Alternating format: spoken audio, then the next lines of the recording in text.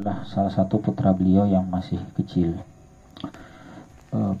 Para ulama kita menuntunkan anak yang masih kecil itu bukan didoakan ampunan layaknya orang dewasa yang meninggal.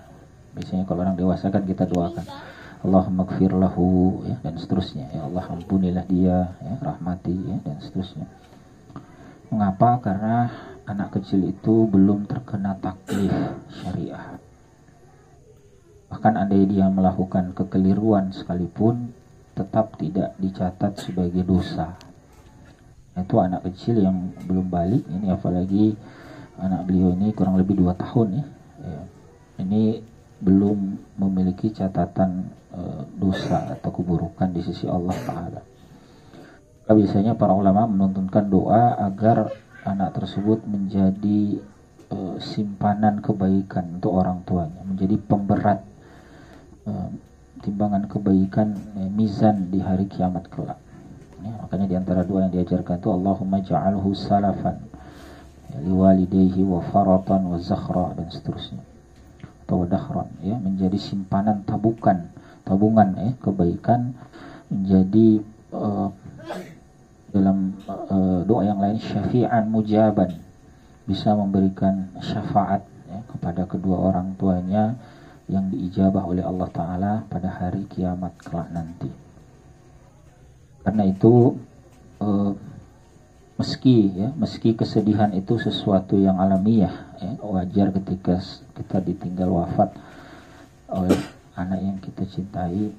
Sebagaimana Nabi SAW pun juga bersedih, ya, ketika putra beliau, cucu beliau, ya, itu wafat ketika masih kecil. Bahkan Nabi SAW itu meneteskan air mata karena kesedihan itu. Tetapi di sisi lain bahwa kita juga menyadari bahwa kita bersyukur, ya, di balik itu bahwa anak tersebut Allah panggil dalam keadaan bersih, tanpa dosa, tanpa noda. Dan insya Allah ini akan menjadi pembuka bagi banyak kebaikan, bukan hanya di akhirat nanti, tetapi juga sejak dalam kehidupan dunia. Ini juga menjadi ibrah bagi kita para hadirin, ya, hadirat yang ada pada malam hari ini. Bagaimana kematian itu dapat terus menjadi pengingat bagi kita semua, ya. Biasa kita dapatkan nasihat kafa bil mauti wa'izan. Cukuplah kematian itu sebagai nasihat bagi kita semua, bahwa yang namanya al-maut, ya, kematian itu tidak hanya datang kepada orang yang sudah tua, yang sudah renta berumur, bukan hanya kepada orang yang sakit-sakitan, orang yang tidak punya harta dan sebagainya.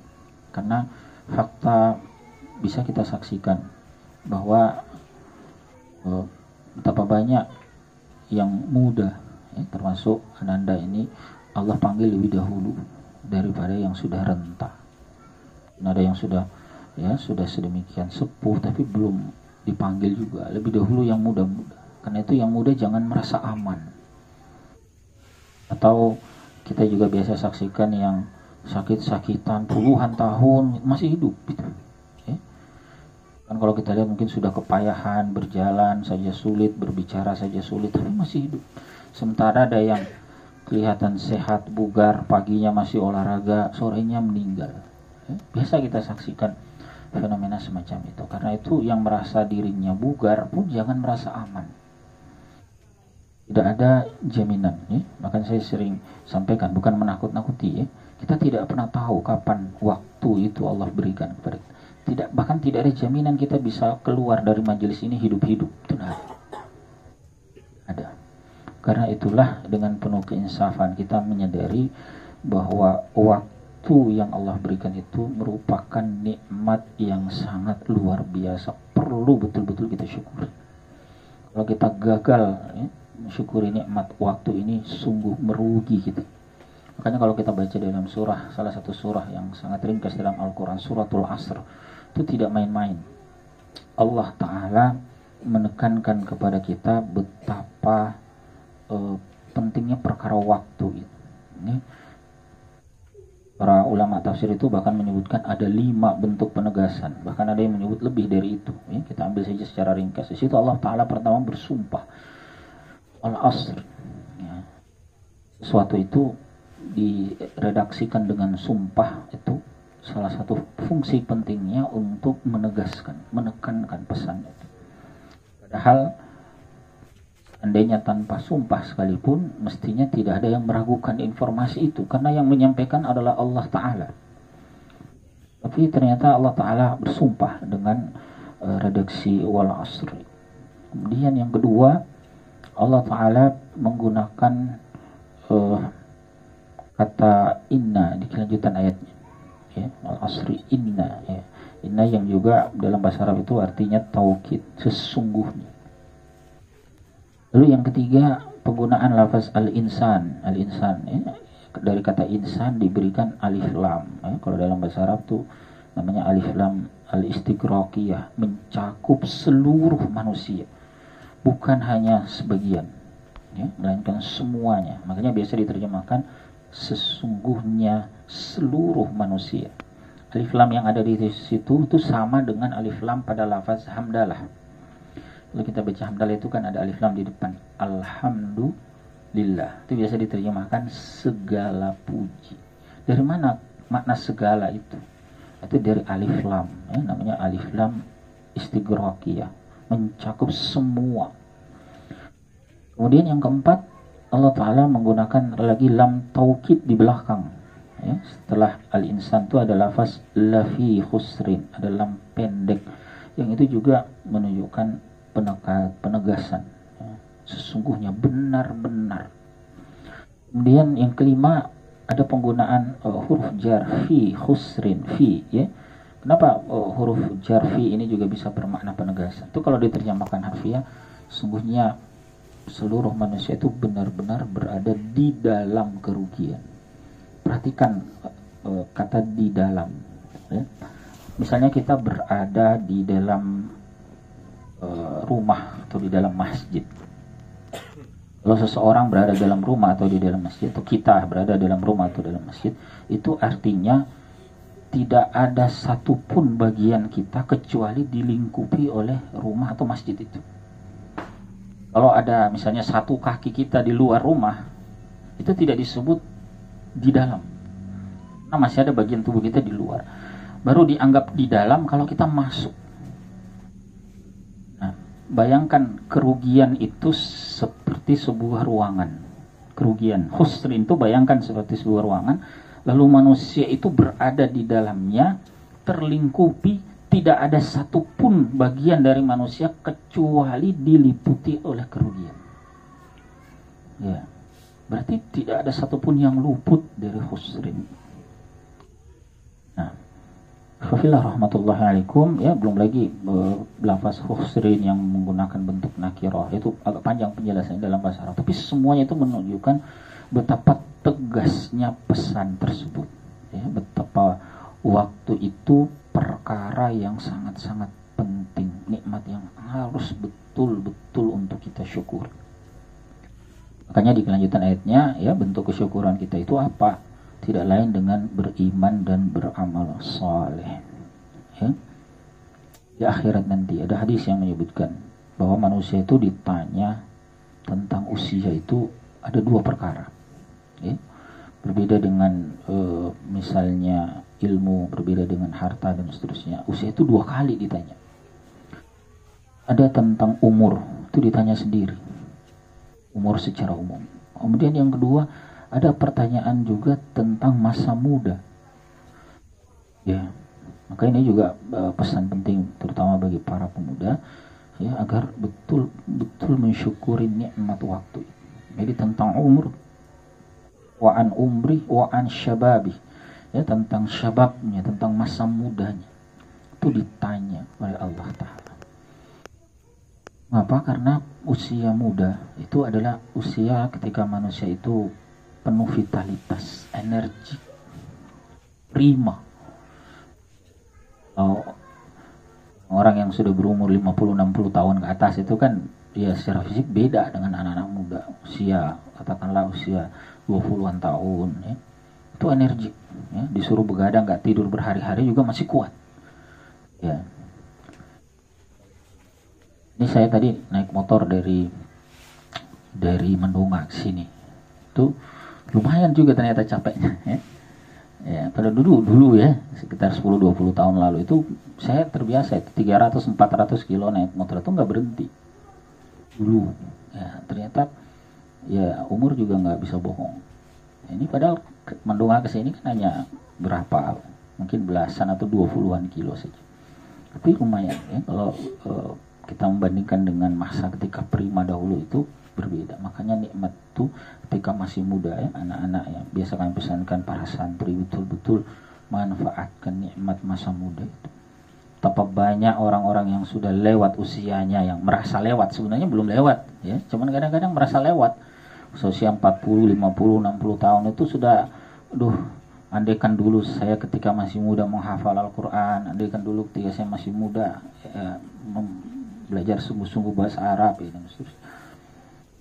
Meskipun sebetulnya itu belum terlambat ya, selama nafas masih ada ya, kita nggak pernah tahu yang sekarang berusia 60-70 tahun bisa jadi masih lebih panjang umurnya daripada yang berusia belasan tahun seperti yang tadi kita sampaikan. Karena kematian itu bukan datang kepada yang sudah tua, bukan ya. Dalam surah Ali Imran yang tadi kita baca di awal, Allah Ta'ala menegaskan yang mati itu siapa? Kullu nafs, semua yang bernyawa, tidak peduli Anda masih muda atau sudah tua, Anda sehat, bugar atau sudah sakit-sakitan ya, jelata atau penguasa, semuanya mati. Kullu nafsin dha'iqatul maut, pasti akan merasakan yang namanya maut. Maka mudah-mudahan di antara ibrah penting yang bisa kita renungkan dari peristiwa ini adalah kita tidak lengah, tidak lalai ya, dari mempersiapkan bekal kita untuk kehidupan yang kekal di akhirat nanti. Kan hanya terpaku dengan kehidupan yang fana ya. Nikmat dunia ini kalaupun kita dapatkan itu kan fana, semu, sebentar, sementara. Dan demikian pula kesulitan hidup, penderitaan selama di dunia itu juga sebentar, sementara. Semenderita-deritanya orang di dunia ini itu berapa lama kira-kira? Kalau ada orang kita begitu di dunia itu kira-kira berapa lama? Paling lama itu berapa? Paling lama orang menderita itu seumur hidup. Paling lama. Dari lahir sampai mampus misalnya, menderita terus misalnya. Paling lama itu kan seumur hidup. Berapa sih umur hidup manusia itu? 100? Langka. 200? Sudah, mungkin sudah gak ada mungkin. Ya, 100 pun sudah langka. Jadi hanya selama itu, atau hanya sesebentar itu. Bandingkan dengan kalau kita ingkar, tidak beriman, tidak beramal saleh, lalu kita celaka di akhirat, itu mengerikan. Menderita-deritanya kita di dunia ini, ada kematian yang mengakhiri penderitaan itu. Nah, ketika mati, ya, ajal datang, mati, selesai penderitaan dunia. Di akhirat yang namanya kematian itu nggak ada kematian itu. Ya kan dalam hadis Nabi disebutkan tuh kematian itu dimatikan. Ini kematian itu menghalangi kematian, nggak ada dia. Ya, makanya dalam suratul A'la itu kita baca betapa payahnya orang yang celaka itu, al-ashqa, sayyijannahu al-ashqa. Siapa orang yang paling celaka itu? Alladzi yaslan naral kubra, yang masuk ke dalam neraka yang dahsyat itu. Kemudian disebutkan di kelanjutan ayatnya, tsumma la yamutu fiha wa la yahya. Ya, mereka di sana itu tidak bisa disebut mati, enggak mati, tidak mengalami kematian. La yamut wa la yahya, tapi juga tidak bisa disebut hidup. Ya. Derita-deritanya kita di dunia masih bisa kita didampingi oleh orang-orang yang kita cintai, orang-orang yang kita sayangi, di mana keberadaan mereka itu sedikit banyak mengurangi penderitaan kita. Nah di akhirat nanti kalau kita termasuk orang yang ingkar, yang celaka, enggan beriman, tidak mau beramal soleh, maka Tidak ada saudara yang bisa membantu kita. Ya, tidak ada kekasih suami akan meninggalkan istri, istri akan meninggalkan suami kalau mereka tidak beriman kepada Allah Ta'ala. Bahkan sejak hari kiamat saja itu disebutkan dalam Al-Quran, yauma yafirul mar'u min akhihi wa ummihi wa abihi wa sahibatihi wa banihi. Pada hari itu orang akan lari meninggalkan saudaranya, meninggalkan ibu ayahnya, meninggalkan anak istrinya, dan seterusnya. Mengapa? Likulli imri'in minhum yauma idzin sya'nu yughni. Masing-masing mereka pada hari itu punya urusan yang menyibukkan. Boro-boro bantu ngurus orang lain, ngurus diri sendiri saja tidak bisa. Ini kalau ahlun nar nggak bisa membantu. Nah, yang bisa bantu itu adalah ahlul jannah. Ya, termasuk anak-anak yang diwafatkan oleh Allah Ta'ala sebelum baliknya. Nah, itu juga ya bisa memberi syafaat kepada orang tuanya. Masya Allah, ini bagian dari hikmah yang Allah berikan. Nah, kemudian yang terakhir, ikhwafillah rahmatullahi alaikum, maka sebagai bentuk syukuran kita atas nikmat ini, atas nikmat waktu, maka mari kita siapkan bekal terbaik kita. Dan bekal terbaik itu kata Allah Ta'ala dalam surah Al-Baqarah adalah ketakwaan. Wa tazawwadu fa inna khairaz zadi taqwa. Berbekallah kalian semua. Sebaik-baik bekal itu adalah takwa. Apa takwa itu? Secara sederhana para ulama kita menjelaskan, imtisalu awamirillahi wa jitinabu nawahih. Kita menjalankan apa saja yang Allah perintahkan dan kita tinggalkan apa saja yang Allah larang. Ringkasnya, kita tunduk kepada tuntunan Allah Ta'ala, patuh sami'na wa ata'na atas aturan-aturannya, atas syariatnya, atas pedomannya yang Allah turunkan untuk kebahagiaan kita. Bukan hanya di akhirat nanti, bahkan sejak dalam kehidupan dunia. Barakallahu li wa lakum wa hadanallahu iyyakum ajma'in. Mohon maaf jika ada hal-hal yang kurang berkenan. Semoga Allah Ta'ala senantiasa melimpahkan kebaikan bagi kita semua. Assalamualaikum warahmatullahi wabarakatuh. Waalaikumsalam.